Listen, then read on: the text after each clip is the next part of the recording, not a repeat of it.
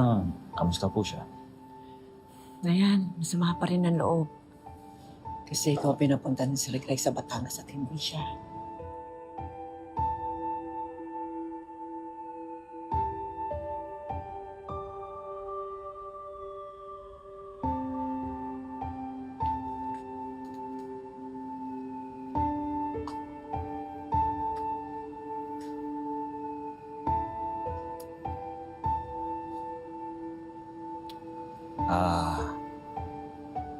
Bro, kamusta nga pala yung meeting mo with Mr. Fuentes? Kamusta? Close mo ba yung deal? I was calling you last night. Hindi ka sumasagot. Sorry, hindi ko naririnig eh. Nang kinausap ko si Marge, lasing siya. Tapos narinig kita. In-offer mo siyang ihatid sa kwarto. Well, hindi naman pwedeng basta iwan ko na lang siya doon, di ba? And then what? Anong and then what? Hinubaran mo? Hiniga mo? Hinalikan mo? Dude, di mo yung isip mo. Kailan ka pa nag-isip ng ganyan? Paulo, kilala kita. Alam ko kung paano ka sa babae.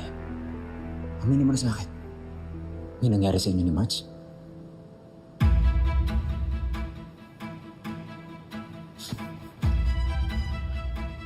Huwag ka nun, Paolo. Huwag ka na.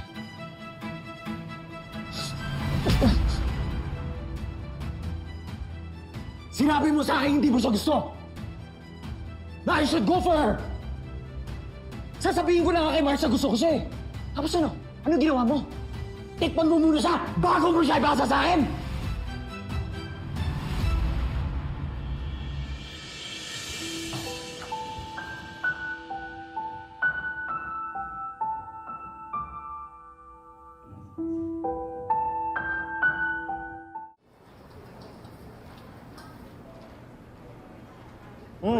Robert, uwi na kayo?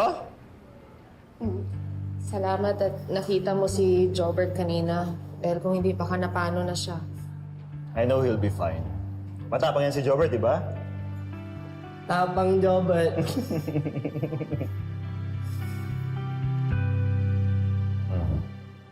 Ba't ka nangingiti? Wala lang. Come on, tell me. Dami kasing nangyari ngayong araw na to. Pero for some reason, hindi ganun kabigat yung nararamdaman ko. Salamat nga pala ha, naging yaya ka kay Jobert kanina, kahit sandali lang. Joke. Alam mo, minsan kasi, kailangan mo lang aminin dyan sa sarili mo na kailangan mo ng tulong. Alam ko naman na si Miss Asting ka. Pero, napapagod ka rin naman, di ba? Tama ka. Ganito pala yung pakiramdam na may karamay sa mga pasan ko. Yung hindi ko kailangan humingi ng tulong dahil kusa lang binibigay dahil sa kabutihan ng loob. Kahit hindi halata.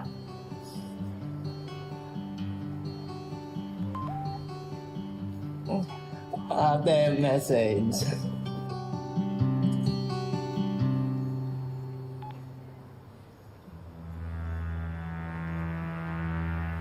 May message ako galing kay Edward. Gusto daw niya makipag-usap. Go, kausapin mo. Importante yan. Alam mo ba kung tungkol saan to? May idea na ako pero ayoko naman siyang pangunahan.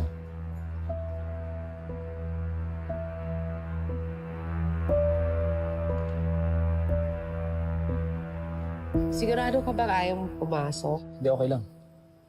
So okay nga dito eh. Walang makakarinig sa atin. Okay ka lang? Parang hindi. Sorry. Nataba? Dahil ba nag-away kayo magkapatid? Paano mo nalaman?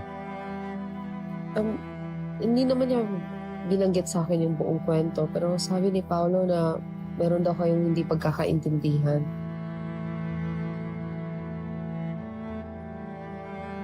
Tell you honestly, di lang siya basta misunderstanding. Nabubwisit ako kay Paolo. Inamin niya sa akin may nangyari sa inyong dalawa sa Batangas. Ano? Sinabi niya yun? Oo, sinabi niya. To tell you the truth, I felt so betrayed. Kasi alam ni Paolo na gusto kita. Ano? Marge, gusto kita.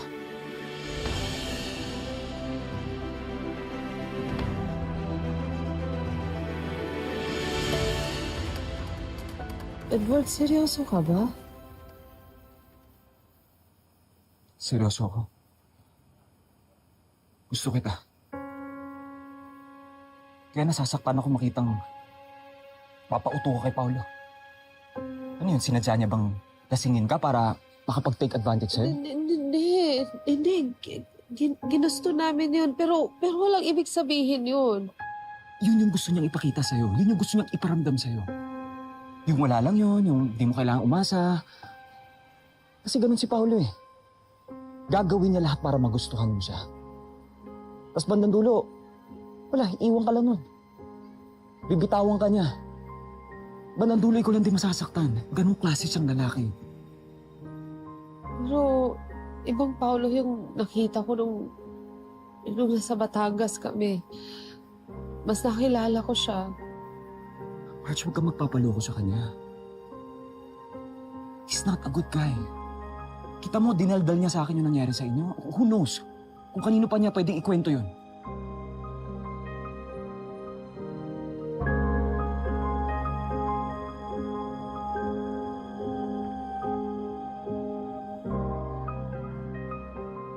Pero ako, seryoso ako sa'yo. Seryoso ako sa nararamdaman ko para sa'yo. Aalagaan kita. Hindi kita papabayaan. Ibibigay ko sa'yo lahat ng gusto mo. Pero nakikiusap ako sa'yo. Iwanan mo na si Paolo. Kalimutan mo na siya. Ayoko makitang masaktan ka kay... March, tayo yung bagay sa isa't isa. Kaya sana piliin mo ko.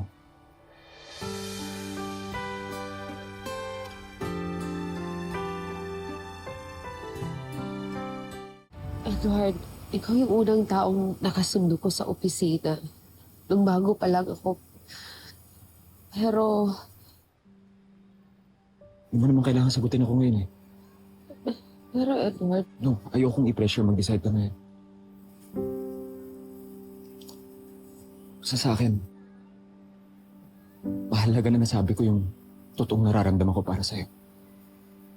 Sana pag-isipan mo lahat ng sinabi ko sa'yo.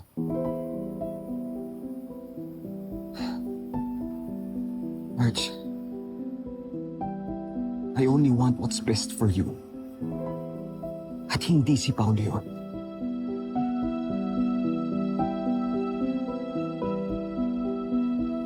Salamat. Pinakinggan mo ako, ha? See you at work.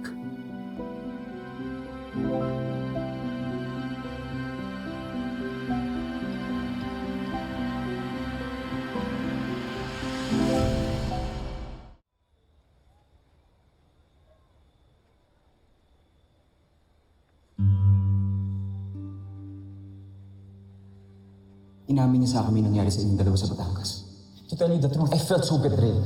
Kasi alam ni Paolo na gusto kita.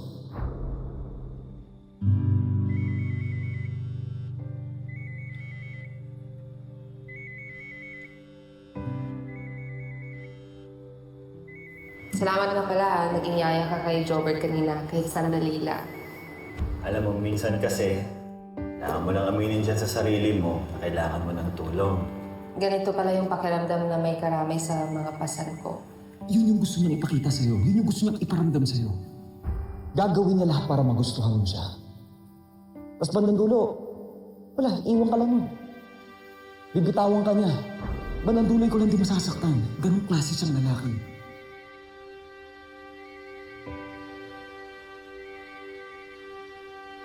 Email, ate. Ha? Sabihin tumatawa. Si Paolo. Bakit din sagot? Tawag Kuya Bait. Kasi late na.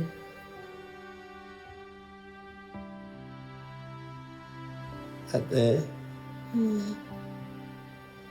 Kailan punta Kuya Bait dito sa bahay atin? Gusto Jobert Kuya Bait. Sana lagi sama natin Kuya Bait. Gusto Jobert Kuya Bait para kay ate. Kasi lang niya ate.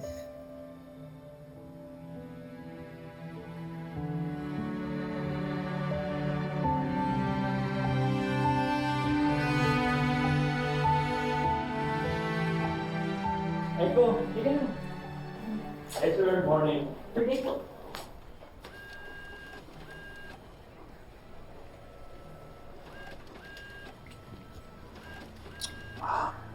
So, how was your talk with Edward? Okay naman yung pag-uusap namin. Do you want to talk about it?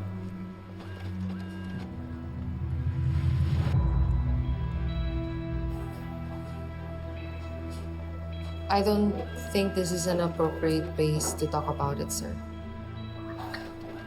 Sir. Yan ka na naman sa sir. Pasensya ka na. Marami pa kasi akong kailangan asikasuhin, sir. Excuse me. Yung copies mo.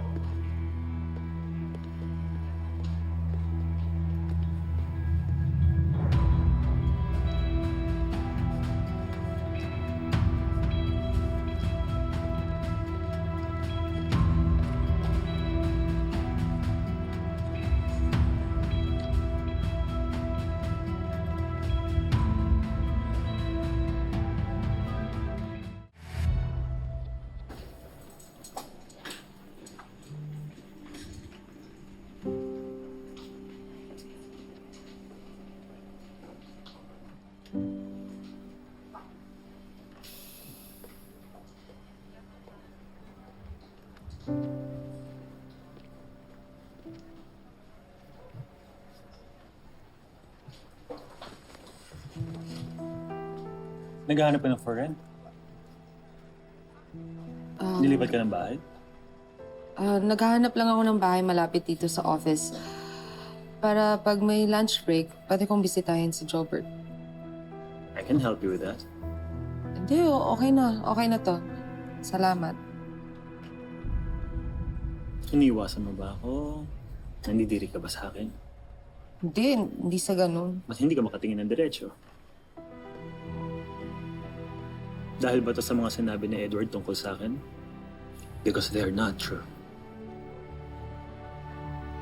So, hindi totoo may flavor of the month ka? Well... Sorry, bakit ko pa tinanong yan? Labas na ako dyan. Like, Pero gusto mong malaman? Okay, fine. Let's talk about it. Ask me. Ask me anything. Even the most uncomfortable ones. Sasagutin ko. At hindi ako magsisinungaling sa'yo. Gusto mong malaman kung ilan ang nakasex kong babae? Honestly, I don't know. I don't even count them. But one thing's for sure. Yung nangyari sa ating dalawa, that was the most memorable one. At hindi ako nagsisinungaling sa'yo. At hindi kita binabola para lang makascore ulit sa'yo. hindi yun ang dahilan kung bakit ako umiiwas. At hindi lang sa tungkol sa pagiging babaero mo o anong klaseng lalaki ka. Then what? Ayoko lang magkagulo kayo ng dahil sa akin. Ayoko lang maulit yan. At para walang gulo, ako na lang iiwas sa inyong dalawa.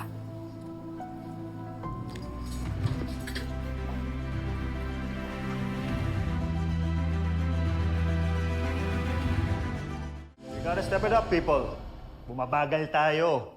Kulitin ang dapat kulitin. Sipagan yung mag-follow up. Hindi lang ang kampanya makikinabang dito, mas makikinabang kayo dito. Naiintindihan? Meeting adjourned. Miss Castillo.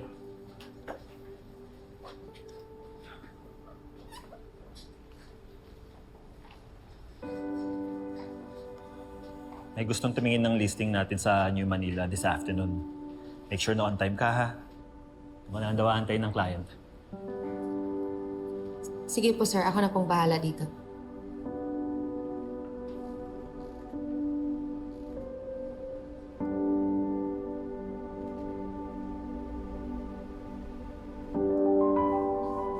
Sir Paolo, andito na po ako pero wala pa po yung kliyente.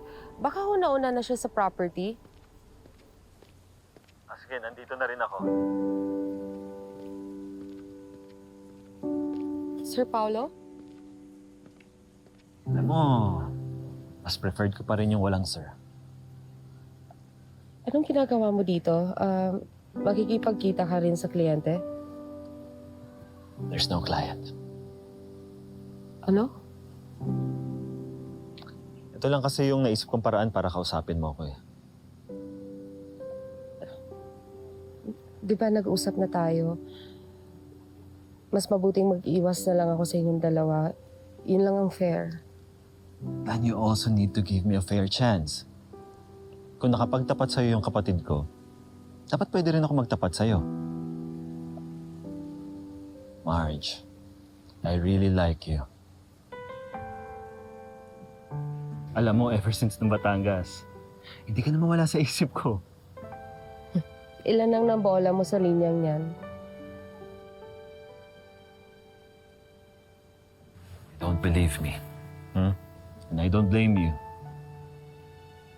Pero gusto kong malaman mo na seryoso ako sa nararamdaman ko sa'yo. Oo, inaamin ko, hindi ako yung tipo na nanliligaw. But if that's what it takes, para mapatunayan ko sa'yo na gusto kita at seryoso ako sa'yo, gagawin ko. Marge.